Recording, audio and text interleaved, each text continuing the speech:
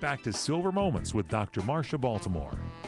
This is Dr. Marcia Baltimore with Silver Moments on CRN Digital Talk. And I am speaking to the nutritionist, Dr. Jean Peters, and we were talking about vitamin D. Is Dr. Peters there for me? I sure am. I'm glad you're there. I'm not leaving until I finish my bandwagon on I vitamin love D. your bandwagon. I'm going to do something about that. Yeah. I want to know about bone health because I was saved from a crack for some reason when I fell on high heels. So what other effects are known from vitamin D about bone health?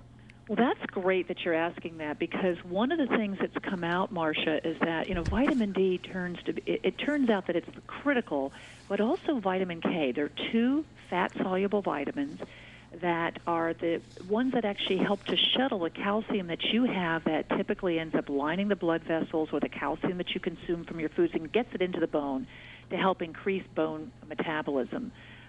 But vitamin D, as it turns out, there's a lot of studies. There's probably about over 3,500 studies that are being done on vitamin D right now. In fact, there's a new study in the Journal of Anti-Cancer Research that shows that when we up our vitamin D intake from, let's say, the 400 milligrams, which is what's being recommended by the recommended daily allowances or the national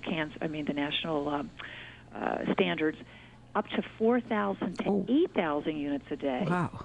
We keep our blood levels of vitamin D in the range needed to reduce half the risk of major diseases, including breast cancer, colon cancer, multiple sclerosis, type 1 diabetes. I could go on. I mean, it's turning out that vitamin D is like a wonder vitamin that we really had no idea of and didn't really know. It's a trigger? It's like a trigger. It triggers the other vitamins?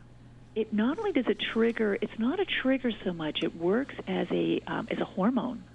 It's actually more of a pro-hormone, and it works very closely with establishing and optimizing your immunity. So if your immune system is working well, you're going to be less likely to be at risk for some of the major diseases like breast cancer and colon cancer and some of the autoimmune diseases. That's great information.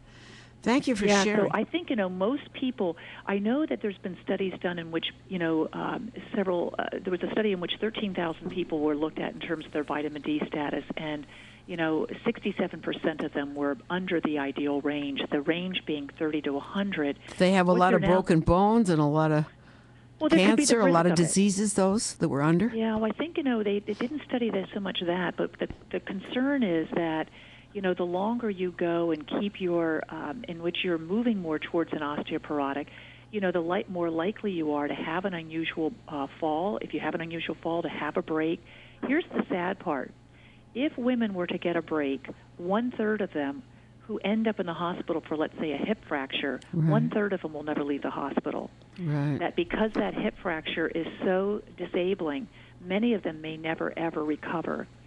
So that's a pretty serious issue for us women, Yes, to start it is. looking at what we can do to optimize real basic things like increasing our vitamin D, of course, getting a mineral-rich diet, but I also some exercise that's appropriate I'm for. so glad you said that. For hips. Well, I'm a swimmer. Yeah, you just heard me. And the thing about it is that swimming after the fall on the grass, which had been watered, and my heels stuck in it. That's why I fell. And it was only not a fracture. It was just a little cracking, small. Mm-hmm. It was on the femur. Femur. And I swam for a whole year, not Olympic style, therapeutic style, and I cured it. I'm no walker, no cane, nothing now. Beautiful. Well, that's the power of exercise. And, of course, we're recognizing right now that, there's even some myths about exercise. Sometimes we think that walking's the best exercise for preventing and treating osteoporosis, but it turns out that Dr. Miriam Nelson, she's a PhD from Tufts University, and she studied women between the ages of 50 and 80 and discovered that women who just walked could certainly improve their bone health, but those women who walked and incorporated 2 days a week of strength training exercise using some weights or using their body in a functional way dramatically increase their bones in a very short period of time. She wrote a book called Strong Women, Strong Bones. And that book we highly recommend to all of our patients because it shows some very practical exercises that women and men can do that can increase your bones. You are surely doing a service to the people that come into your clinic. Yeah, well, I never knew all of this information. Yeah, well, I think it's really, I'm so glad you're doing this show because you can get that word out, because, these are practical things we can do, adding in vitamin D, getting your vitamin D levels checked, getting a DEXA scan. Do you need to get that DEXA scan through a doctor's prescription? You just don't walk into an orthopedic doctor, do you? That's a great question. And, if you have a physician, more than likely he can write that prescription for you. Yeah, and then he'll get you she'll get you to the next doctor, to the ortho doctor. That's and the good news is to know. that Medicare pays for this. I mean, Medicare certainly sees the need that people above the age of 64, really need to have this work done. Yeah. And then there's actually sometimes even in your neighborhood you may find that there may be a health screening. Sometimes the local pharmacies will have one in which you can just put your foot onto a little device that could measure the density in your foot, which is highly correlated. Translates to the whole body. In a pretty good way. Very good. Surprisingly, it's pretty accurate. So this oftentimes is like $25, and most people would have coverage for a DEXA scan, I think.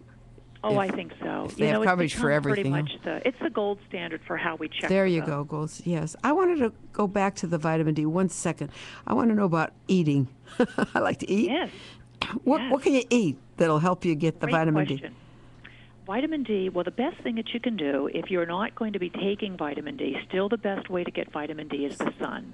And what we recommend is that you go out into the sun, just like you're doing, for about 20 to 30 minutes every day and leave some parts of your body exposed without sunscreen. Yeah. You're not going to kick a lot if you're in the water.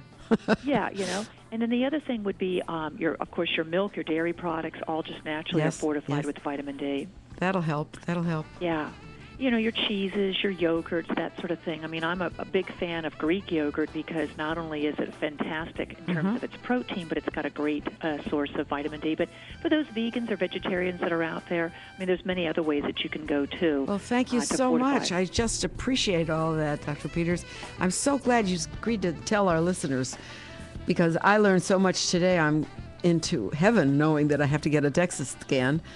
And I'll work it with my doctor. Thank you so much. Beautiful. Great. Well, I'll stay tuned and keep around till after the break. That's it. I'm not going anywhere. Thank you very much. For over 35 years, Lucas and Llewellyn's estate-grown, sustainable vineyards have grown the grapes that produce some of the finest wines in Santa Barbara County. Enjoy their remarkable